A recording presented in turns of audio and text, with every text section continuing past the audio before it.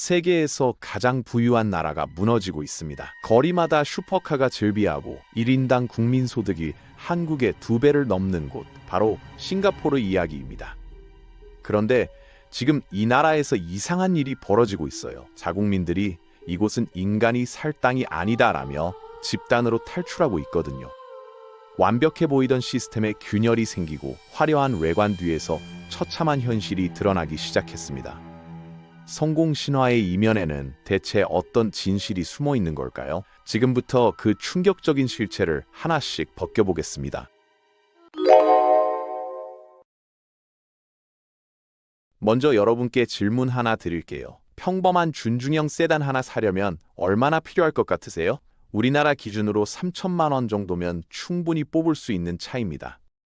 그런데 싱가포르에서는 상상도 못할 일이 벌어져요. 똑같은 차종을 본인 명의로 등록하려면 최소 1억 5천만 원에서 최대 2억 원이라는 어마어마한 돈이 필요하거든요. 대체 어떻게 이런 가격이 나올 수 있냐고요? 싱가포르에는 COE라는 제도가 있습니다. 차량 소유 허가증을 경매로 판매하는 시스템인데 땅이 좁으니까 아무나 차를 가질 수 없게 만든 거죠. 최근 이 허가증 하나 낙찰받는 데만 1억 원이 넘게 들어갑니다. 실제 차량 구입비는 그 위에 추가로 붙는 금액이고요. 쉽게 말해서 경차값으로 최고급 수입차를 사야 하는 웃지 못할 상황이 펼쳐지는 겁니다. 어떤 분들은 이렇게 말씀하실 수도 있어요. 대중교통 발달했다면서? 그럼 차 안 타면 되잖아. 맞는 말입니다. 하지만 진짜 문제는 취향의 영역이 아니라 생존의 영역에서 터져 나왔습니다. 바로 주거비 폭탄이거든요. 싱가포르는 매년 전 세계 주거비 순위에서 최상위권을 벗어난 적이 없는 도시예요. 최근 12개월 동안 월세가 최소 30%에서 최대 50%까지 치솟았습니다. 일반적인 방 3칸짜리 아파트 월세가 500만 원에서 600만 원을 가볍게 넘어서요. 강남 집값이 비싸다고 난리지만 싱가포르와 비교하면 오히려 저렴한 수준입니다. 최고 학벌의 글로벌 대기업 직원들조차 허리가 휘고 있어요. 아무리 열심히 일해도 수입의 반 이상이 집주인 통장으로 들어가니까요. 끼니 때우는 것조차 부담스러워서 싸구려 식당만 찾아다니는데 거기마저 가격이 계속 올라가는 중입니다. 그런데 여기서 끝이 아닙니다. 높은 물가만이 이 나라를 위협하는 전부일까요?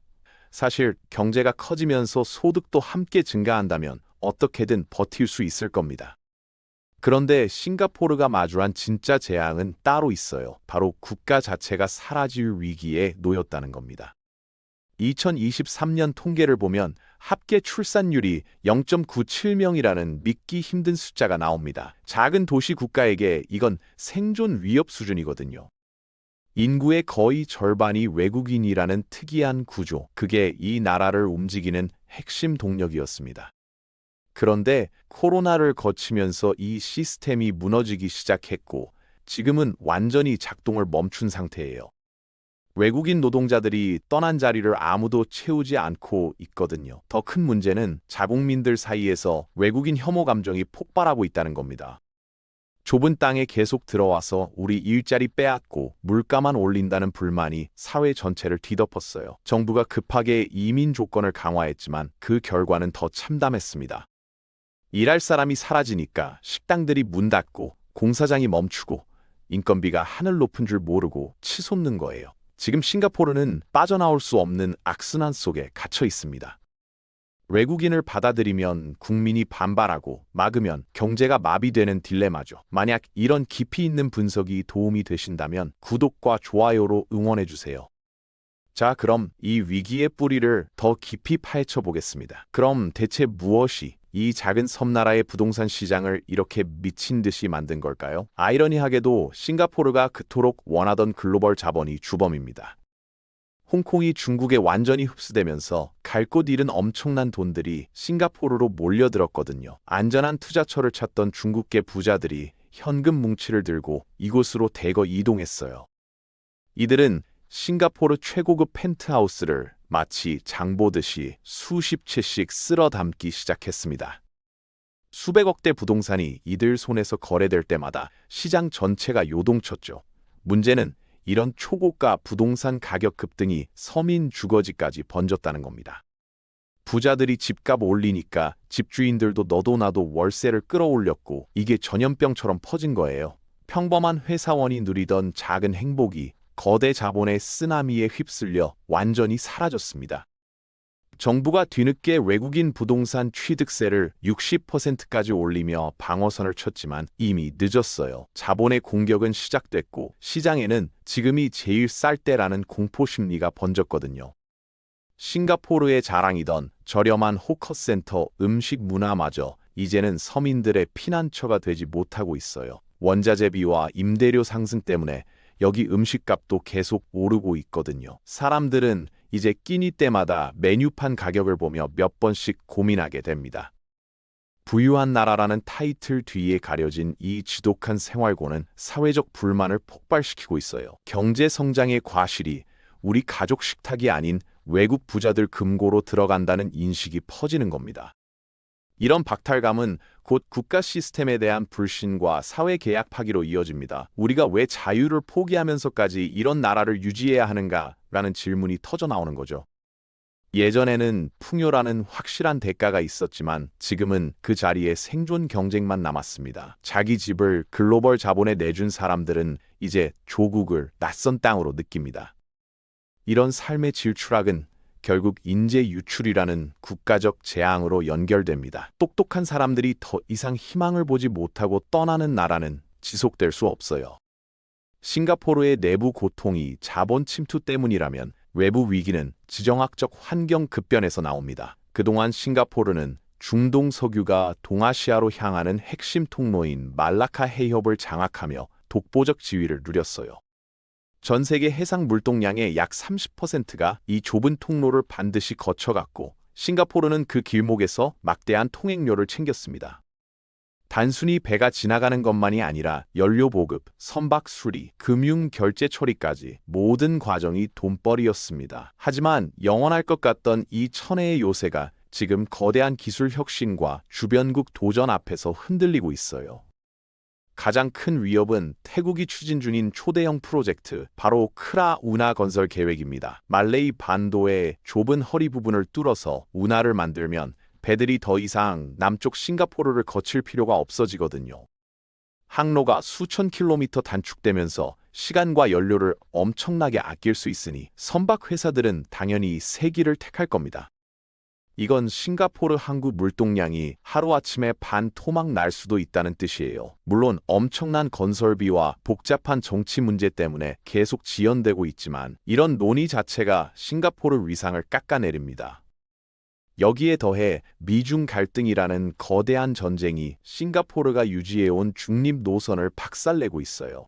싱가포르는 지금까지 안보는 미국 의존, 경제는 중국 거래라는 놀라운 줄타기 외교를 펼쳐왔습니다. 미군 함정이 들어와서 정비받는 동시에 중국의 막대한 투자를 끌어들이며 양쪽 이익을 다 챙겼죠. 하지만 이제 미국과 중국은 너는 진짜 누구 편이냐며 싱가포르에게 노골적으로 선택을 강요하고 있습니다. 미국은 첨단 기술 공급망에서 중국 배제하라고 압박하고 중국은 화교 정체성을 들먹이며 위협하고 있어요. 어느 한쪽을 선택하는 순간 싱가포르 경제를 떠받치는 거대한 기둥 하나는 반드시 무너질 수밖에 없는 구조입니다. 주변 동남아 국가들의 무서운 추격도 싱가포르가 누렸던 프리미엄을 빠르게 지워가고 있어요. 과거에는 주변국들이 정치 불안정하고 인프라 낙후되어서 글로벌 기업들이 당연히 싱가포르를 선택했습니다. 하지만 이제 베트남은 강력한 제조업 기지로 성장했고 인도네시아는 풍부한 자원과 인구로 시장을 장악하고 있어요. 특히 말레이시아는 싱가포르와 국경 맞닿은 조호바루에 거대 경제 특구를 만들어서 글로벌 기업들을 유혹하고 있죠. 싱가포르보다 땅값, 임대료, 인건비가 압도적으로 저렴하니까 기업들 입장에서는 이전을 심각하게 고려할 수밖에 없습니다. 싱가포르 안에 있던 공장과 물류센터들이 하나씩 둘씩 국경 넘어 저렴한 지역으로 빠져나가고 있어요. 금융 허브로서의 위치도 최근 홍콩 자금 대거 유입으로 호재처럼 보였지만 실제로는 그렇지 않아요. 들어온 돈 대부분이 실물 경제 투자보다는 부동산 투기로 흘러가서 내수 물가만 폭등시켰거든요. 결국 싱가포르를 지탱하던 세계 기둥, 즉 물류 중심지, 중립 외교, 금융 허브 지위가 동시에 흔들리고 있는 겁니다. 과거에는 싱가포르가 아시아에서 대체 불가능한 존재였지만 이제는 굳이 싱가포르여야 하나? 라는 질문이 나옵니다.